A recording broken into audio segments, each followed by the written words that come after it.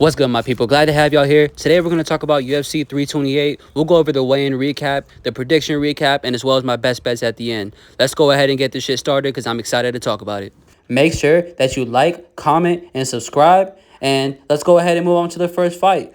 And for this first fight, we have Clayton Carpenter versus Ochoa. And I've been on Carpenter all week, I like him at this plus money. I feel like he'll be able to implement his grappling plan here and utilize the wrestling and stay on top. I feel like Ochoa is definitely dangerous, but I feel like this fight does go to decision, and I do have to favor Carpenter in that spot as a plus money dog for the first fight of the night.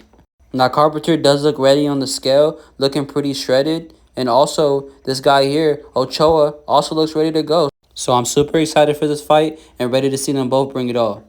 But give me this fight to go to decision, and I do have to lean Carpenter here. Next up, we got Chimaev versus Santos. I've been picking Chimaev all week. I feel like he has more ways to win. Although Santos, hella respect for that guy. Very durable, has never been knocked out throughout his career. Shown to that he can go to decision and still push the pace throughout the whole fight. So this is no stepping stone for Chimaev. I don't feel like this is a fight where he's gonna get like any type of like first round finish. I feel like this is gonna be a war. He might get Santos out here in the later rounds by submission, but also I see him winning by a decision, so that's not something that's out of the realm. First off, we got Chimaev on the scale, looking pretty decent and looking ready for war. We also do have Santos on the scale. He looked decent as well, looked pretty good on the scale today. And here's the face-off. Hella respect between two guys that are both ready to give it their all, and I feel like this here is going to be a great fight. But come on, man. Give me Chimaev by submission or decision. Next up, we got Pat Sabatini versus William Gomes. I've been on Sabatini all week, and I feel super confident about it. I feel like Gomes isn't going to be able to get his game plan going here with keeping the distance and keeping Sabatini off of him. And I feel Sabatini has faced way more tougher competition. Chepe Mariscov, Diego Lopez, two dangerous guys. He did get finished by Diego Lopez, but I do highly feel like William Gomes is not that type of guy. Now, here on the scale, we do have Pat Sabatini looking super strong, as always. Then we have William Gomes, also looking decent on the scale. Definitely give this guy credit. Good face-off, good respect between these guys, and I'm ready to see the clash of styles. Next up, we have Roman Kopylov versus Marco Tulio. Man, I've been on Tulio all week here.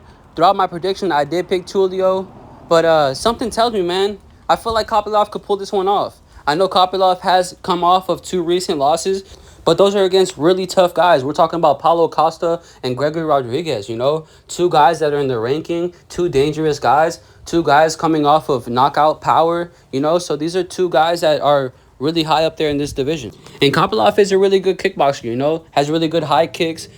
He should be able to implement his game plan here and keep the distance. I feel like Tulio does have to force the grappling. But with this being out of the apex and being a bigger cage, I feel like Kopylov will be able to keep that distance and show his UFC experience here and get it done as a dog. So give me Kopylov. We do have Kopylov here on the scale, looking very well in shape. He's super ready for this fight. And then we have Tulio, looking better than last time. So I'm super excited for both these guys to go to war. And I feel like this fight is going to be another great one on this card. Next up, we got Jim Miller versus Jared Gordon. I've been on Gordon all week. I feel like here as a favor, he'll be able to cover this spot. He'll be able to keep it safe on the ground, keep it safe on the feet, and implement his game plan here, All around, he definitely can win a decision because I feel like Jim Miller is not a guy that's super easy to get out of here. Has gone to decision recently and has lost as well. But hey, hella respect for Jim Miller. Veteran of the game. I believe this is like his 48th fight or something like that in the UFC. So definitely a veteran of the game. A lot of respect. But I feel like Jared Gordon definitely gets it done Saturday night. Here we have Jim Miller on the scale, looking decent, making weight like a professional. Then we have Jared Gordon as well, making weight like a professional. Both guys look ready.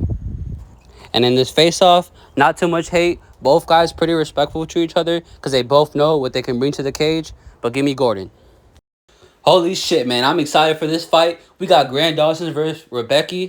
This is going to be a clash of styles again, A great grappler versus another guy that can grapple. But he does seem to be more aggressive on the feet. and that is Rebecca. And that's who I'm choosing for this fight, you know? I feel like he's going to be able to keep it on the feet and scramble with him. Mitabek Orderbai is a very dangerous grappler. You see what he did to him. Landed a lot of damage, was able to scramble off the ground. You know what I'm saying? Pretty fair fight. Pretty even fight. It was a great fight, and I feel like Grant Dawson definitely cannot handle that pressure that's going to come from Rebecca and the damage that's going to come back his way because he's not going to be able to just keep him down, and Rebecca's definitely not going to accept any type of position. Give me Rebecca as an underdog all day. Now, both guys, they look good on the scale. Grant Dawson does look pretty solid here. Rebecca also looking shredded here, looking pretty ready to go. And I'm super ready for this war, man. This is going to be a good one. And listen, Joel Alvarez versus Amasov is going to be another great fight. Two solid finishers, two experts on the ground. This is going to be like a chess match when it comes down to it on the ground. I do feel like Amasov is definitely the pick here because he is going to be able to implement the wrestling. And as long as he's able to keep it safe on top, I feel like he'll be able to control him because he's naturally at this weight class compared to Joel Alvarez coming up. And you see what happened to Joel Alvarez when he faced a very, very good grappler in Armin Sarugian. Definitely got destroyed there on the ground, but I feel like here Amasov isn't going to apply the same type of damage as Armin, but he will be able to keep it safe and, you know, possibly win a decision. You know, both guys came in looking pretty solid. Joel looking pretty shredded, adjusting to the new weight class. Amasov, I didn't get a good picture of him here, but he did look pretty good in the weigh-ins. And here's the face-off. Joel Alvarez is slightly taller, may have a striking advantage here, but I feel like Amasov will be able to utilize the wrestling here, so give me Amasov.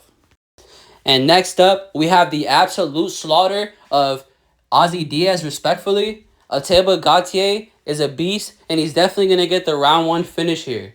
And I'm pretty confident in it. Now, Ateba Gutierrez always looks like a damn freak here. I don't know how he makes this weight, but I sound like Joe Rogan saying that shit. And then we got Ozzy Diaz. He looked like he was dying on the scale. Then we look at the face-off. Ateba kindly puts his hand on his shoulder and says, "I'm sorry. It has to be you, my brother." And next up, starting the main card, we got King Green versus Jeremy Stevens. And Jeremy Stevens, as you can see there, his ass came in at 160.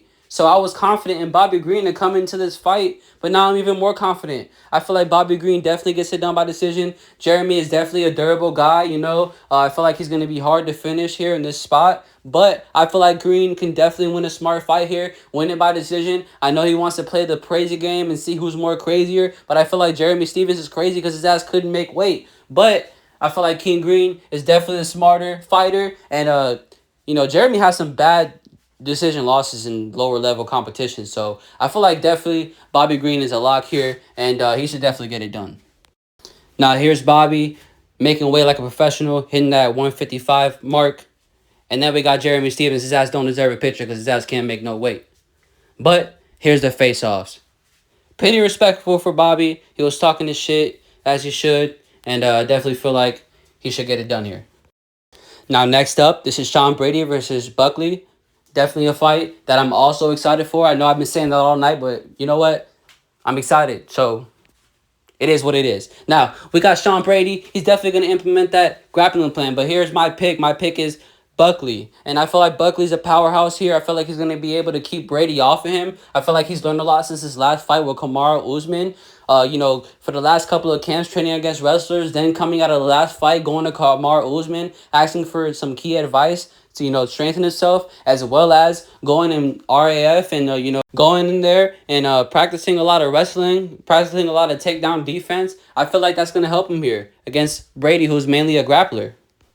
And here we have Brady looking like Brady. And then we got Buckley looking like he ready to mess shit up. And I feel like here as a dog, you have to take him. Here's the face-off, looking pretty good, looking pretty confident. And Buckley definitely has the KO power here. He can definitely get it done, even in the first round. So give me Buckley. And as the plus money dog, I like it because I feel like he'll be the one that'll be able to apply the damage here in this fight. Next up, we have Volkov versus Acosta. And man, I feel like Costa gets it done here as a plus money dog again. You know, Costa definitely has some skills. I feel like he'll be able to mix it up on the feet and, you know, get it to the ground. I know that's a pretty hot take, but, you know, Costa can definitely implement his wrestling here. Volkov has 11 wins, although he has faced some really good competition. I feel like there's a lot of ways to beat him, you know. I feel like there's a lot more ways that Costa can figure out how to beat him versus Costa only having 2 losses, still learning and looking like a very hot prospect out here with very powerful hands. I feel like Costa can definitely get it done by decision, but also the KO can be live. Not saying Volko isn't durable, but Costa has shown power, and here at heavyweight, anything can happen. Volkov did come in 7 pounds lighter than Acosta and looks ready to fight. He is the taller guy, but Mr. How you know I'm Dominican Papi does look straightened on the scales, man. Did have some visible abs there at heavyweight. And here on the face-off, Volkov puts his hand on his shoulder. Waldo doesn't like it because he's Dominican and he don't like it. And the heavyweights did have to get separated. But man, I like Waldo in this spot. Give me Waldo as a dog, and we're going to go ahead and move on to the next one. And now we have the co-main event of the evening. Probably one of the biggest fights in Asian history. We got Josh Fan versus Tatsuro Taira. Tatsuro Taira is going to be my pick here. I feel like he'll be able to implement his grappling plan. Joshua Van is a great striker. Definitely. But I feel like Tatsuro Taira is going to be able to mix it up on the field with him and eventually get it to the ground. And not saying that he's going to get a submission is definitely possible, but he can definitely grind this fight out, stay on the back, and definitely win by either submission or decision. Now here's the weigh-ins. Joshua Van definitely looks ready. He looks like he's ready to defend Pantoja's belt. Now that's all jokes, but look at Tatsuro Taira. He definitely looks ready, and he looks like he's ready to be the first Japanese champion in UFC history. Very intense face-off here. Both guys staring at each other's eyes and sizing each other. Now, both guys are very hungry and very young. And Van being the champion at plus money is also very interesting. But I do feel like Tatsuro Taira does have the skills to get the job done here and become the new champion. Make sure that you like, comment, and subscribe. And holy shit, guys, here we do have the main event of the evening. We have Chimaev versus Strickland. And here in this fight, I am taking Chimaev. I feel like Chimaev will be able to utilize his wrestling and eventually get to the grappling and secure a submission here. Don't get me wrong. He did show his last fight that he can go to decision and did show other fights as well that he can go to decision. So it's definitely not out of the realm that he does win a decision here. But I feel like the excitement in this fight, I feel like he'll be able to utilize his grappling and eventually get the sub. Sean Strickland hasn't been subbed, but Sean Strickland has never had a submission attempt gone against him. I feel like that is due to him being able to keep it up against the feet against other opponents. But here against Chimaev, I feel like he won't be able to keep it up on the feet. I feel like there's levels to the grappling here, and he'll be able to show it Saturday night. Now here on the scale, I must mention that Sean Strickland was one of the first ones to weigh in, and he does look real good and ready for this fight. Now here, we do have Chimaev, who pissed me off a little bit because he did have me watching them stupid games with DC on TV, and I did not want to watch that, but we all had to wait for him to weigh in. And now they do have some question marks around his weigh-in, but the doctor does say that he made 185. So we're going to keep it like that, and the fight's still on, and it's still a championship fight. Now, here I am going to show a clip of the face-offs, so go ahead and watch it with me.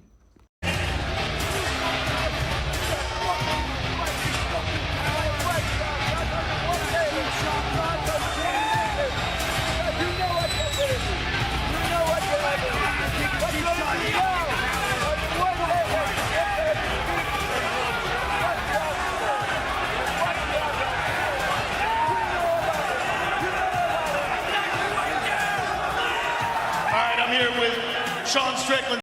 Intense face-off as we all expected, and I'm sure we're all anticipating this bout.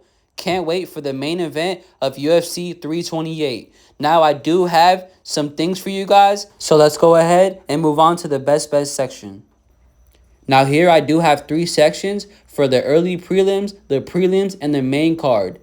This is not betting advice, but if you do parlay the first section, you get a plus 360. The middle section, you get a 584. And for the last section, you get a 1196. Take what you like, fade what you don't like, and let's go ahead and move on to some other ones. Now here are my favorite dogs of the night and who I'm most confident in. If you parlay the section that has the dogs, you get a plus 7,511. Now, if you parlay who I'm most confident in, it's going to be a plus 280. And I feel like that plus 280 is going to cash. Now, I really like this section, the plus 280 for the early confidence parlay. You know, 3 spots that are early on the card where you can double up or triple up your money and then use that money for the rest of the card. You know, I like the early spots and I feel like that is going to cash at the plus 280. Then we also do have the long shot DJ parlay, and that's going to be plus 1575. And here's my favorite dog of the night. We have Waldo Acosta. He's going to get that cash at plus 125. Let's go.